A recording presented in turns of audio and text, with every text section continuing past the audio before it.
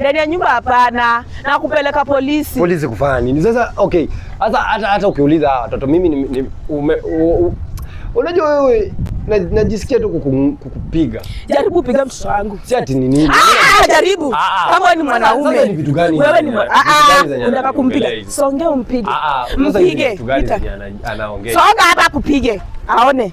Chenye alikuwa anakuambia baby nakupenda. Baby si unajua ndakubaia simu. Baby si unajua. Mimi hadi naweza toa hadi trouser.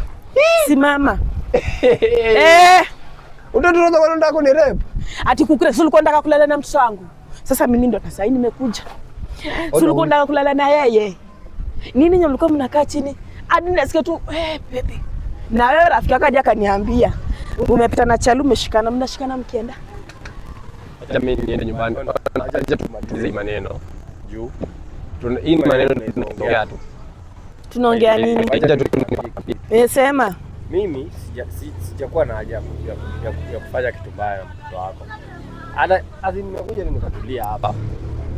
Alafu nimekuwa mpole. Umeongea tu nikikusikiza. By the way niko na respect tu yangu.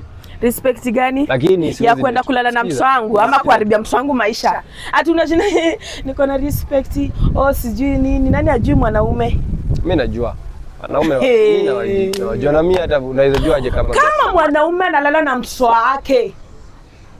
Ongea tu maneno. Atakosa kulala na mtoto wa mtu mwingine. Tena hii hana JH. Kwanza siku hizi mnaangalia watoto mnaacha wa mama. Bigi mama wako, mama wamerembeka. Wewe badala utafute mama kukalisha vizuri, wewe kazi yako ni kunyemelea watoto wadogo. Na wewe sasa ngoja nikuulize hata simjui jina. Umjui jina bayuka na mtu? Si mmeuliza hadi jina mkaambiana maneno ya kulala. Bayu mnunulie simu, si uko umemnunulia simu akupigienge simu. Ukitaka kujua. Hiyo simu alikuwa anataka ufanyie? Mimi unanijua?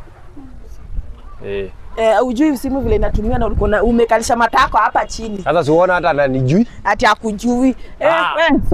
Usinirarue longi. Mimi hata at least longi kaanguke chini.